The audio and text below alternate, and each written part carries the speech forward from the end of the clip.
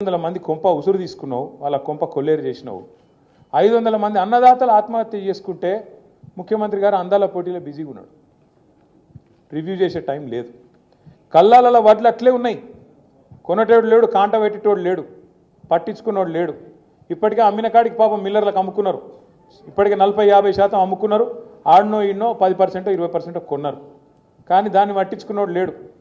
వానలు పడుతున్నాయి, కల్లాలల్లా వడ్లు కొట్టుకుపోయే పరిస్థితున్నది. ధాన్యం మొలకలెత్తి రైతు ఆగమై రోడ్డు మీద పడే పరిస్థితున్నది. అడిగినోడు లేడు, పట్టించుకున్నోడు లేడు. అడుగుదాం ఎవరినన్నా అంటే ఊళ్ళో సర్పంచ్ లేడు, ఎంపీటీసీ దిక్కు లేడు, జెడ్పీటీసీ లేడు, కౌన్సిలర్ లేడు. కాంగ్రెస్ అని పట్టుకుందామంటే కాగడ పెట్టి ఎతికిన వాడు దొరుకుతలేడు. ఎందుకు బిజీగా ఉన్నారు? ఏడ బిజీగా ఉన్నారు? కాగితాలు పట్టుకొని సెక్రటేరియట్ చుట్టూ గిర్ర గిర్ర గిర్ర తిరుగుతున్నారు. ఏందిరా అంటే ముఖ్యమంత్రి చెప్పిండు, నాకు ఓ పని తెచ్చుకోమన్నాడు, మా మంత్రి చెప్పిండు పని తెచ్చుకోమన్నాడు, 4 పైసలు మిగులుతాయన్నారు. ఇక పాత బాకీలు ఏమైనా ఉంటే, పాత బిల్లులు ఏమైనా ఉంటే తెచ్చుకోమన్నారు, ఇస్తామన్నారు, కమిషన్లు తీసుకోమన్నారు. ఒకటే పనులు ఉన్నది ప్రభుత్వం మొత్తం. కమిషన్లు కమిషన్లు కమిషన్లు, 20% కమిషన్లు, 30% కమిషన్లు.